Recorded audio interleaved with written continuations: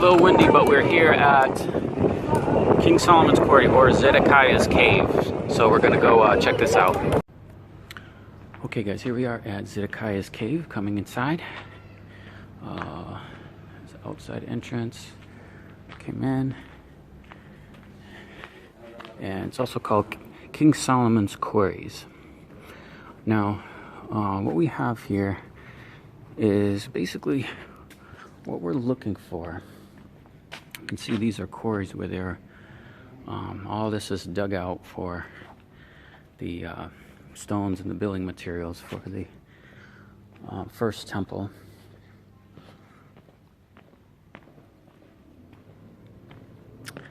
And it might be difficult to find, but what we're doing is we are looking for a stone that was marking the location of the tunnel leading under the crucifixion site. Essentially what we're talking about and working off, guys, is the work of Ron Wyatt, to where he mentions that there were markings by Jeremiah, and Jeremiah talks about him removing the temple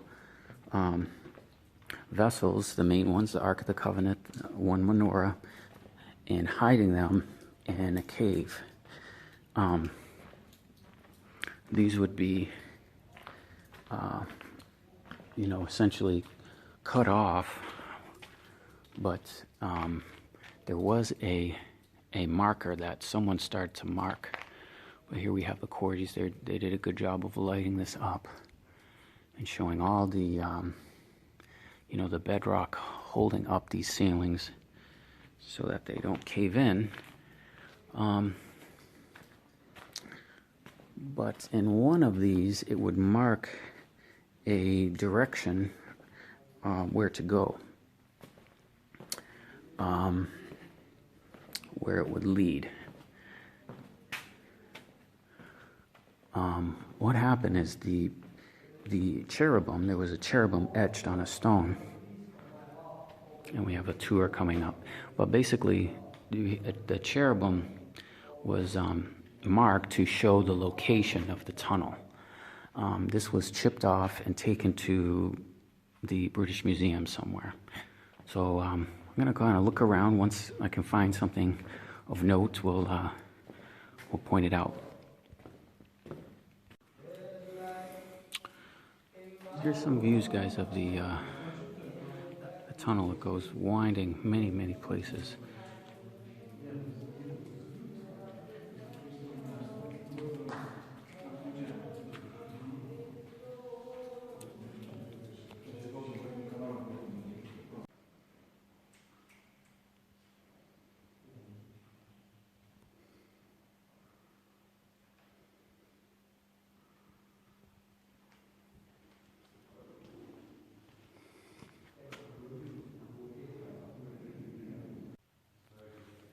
Okay guys, here we can see some slotting of the stones.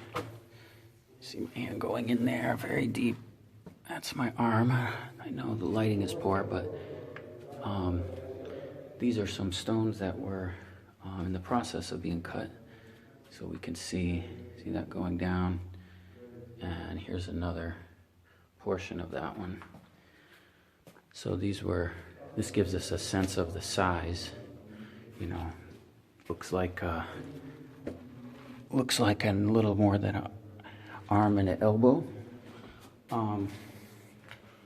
which may have been the Egyptian royal cubit, about 20.6 inches in length. Without a measuring tape, it's hard to know, but we have here also some other. You can see this is all slotted. And all this stone was being quarried out, and as we look out, you can see the roof, and see as it's going all the way up. Okay guys, here's a cave that we have, and all the caves are accessible except for this one. You can see no entrance. And this cave, we believe, is the cave that's leading to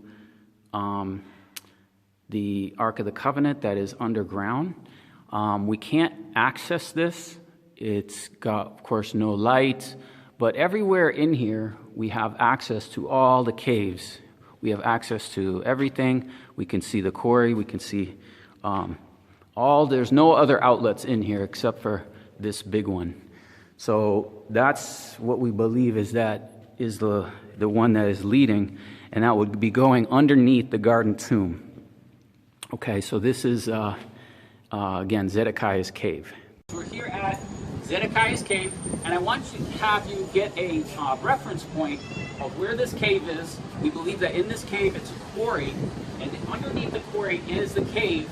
And if we point, and if you follow me this way, over here, beyond the way, we have the bus station. And you can see writing in Arabic above. Okay, that's the place of the skull. That's Golgotha. And then over to the left would be the crucifixion site. So that somewhere underneath this area is a tunnel going outside the walls of Jerusalem, and then over there would be the crucifixion site and where the Ark of the Covenant is. Okay, so I just want to give you that as a reference point of what we're looking at in this area. Guys, this looks like the crucifixion site right here. I'll share with you what this looks like with the photos Ron Wyatt put up.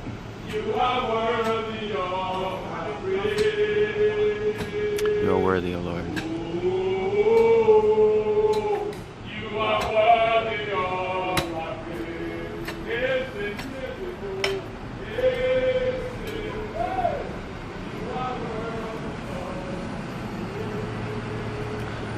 And here we have the bus station and everything there.